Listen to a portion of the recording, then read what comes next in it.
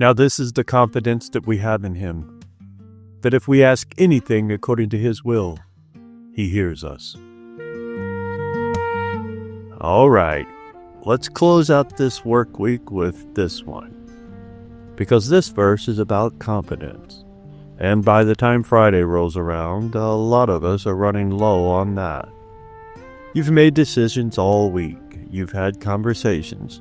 Maybe you've messed up a few things. Maybe you're tired. Maybe you're wondering if you're even doing this whole following God thing right. And then John comes along and says, "This is the confidence we have." That word matters. Not hope, not guess. Confidence. But here's where most of us struggle. We don't feel confident in prayer. We feel unsure. We wonder if we're saying the right words.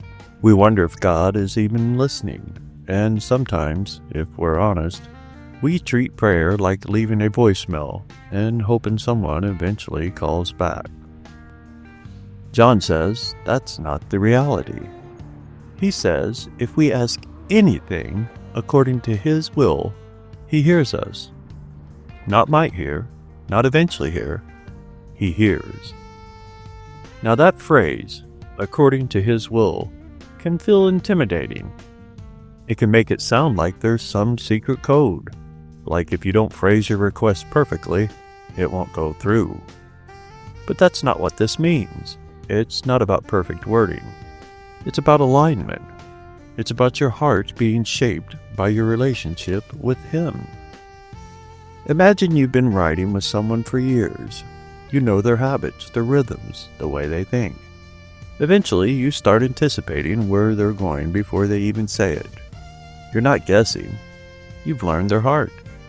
That's what prayer becomes over time. The more you walk with God, the more your desires start to line up with his.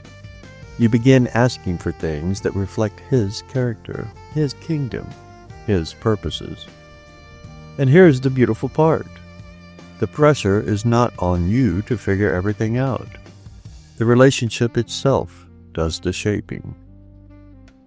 There's a story about a young employee who constantly asked his boss for direction. At first, he needed detailed instructions for every task. But after years of working together, something changed. He could make decisions confidently because he knew what his boss valued. He didn't need a checklist anymore. He understood the heart behind the work. That's spiritual maturity. And this verse reminds us that prayer is not about getting God to agree with you. It's about growing into agreement with him. Now here's what this means for us as believers as we pedal into the weekend. First, you can rest in the fact that God hears you, even when you don't feel it, even when your prayers seem small, even when you repeat the same struggle again and again. He hears. Second, your relationship with God is shaping your desires more than you realize. If you've been walking with him, your heart is already changing. You're already learning his will, even in ways you don't notice. Third, confidence in prayer goes through consistency, not intensity. You don't need emotional highs. You need daily conversation. Over time, that builds trust. So, as you finish this week, take a few minutes to look back. Where did you see God at work? Where did your desires begin to shift? Where did you sense him guiding you, even in small ways?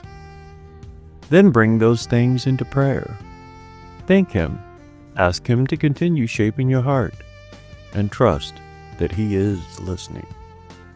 Because you're not talking into the air. You're speaking to a Father who hears, who cares, and who is already working in ways you may not see yet. And that's the kind of confidence you can carry with you, not just into the weekend, but into whatever comes next.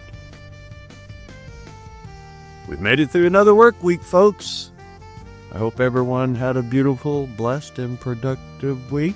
and I hope to see you here next week. And until then, Abba willing, Shabbat Shalom. Shabbat Shalom.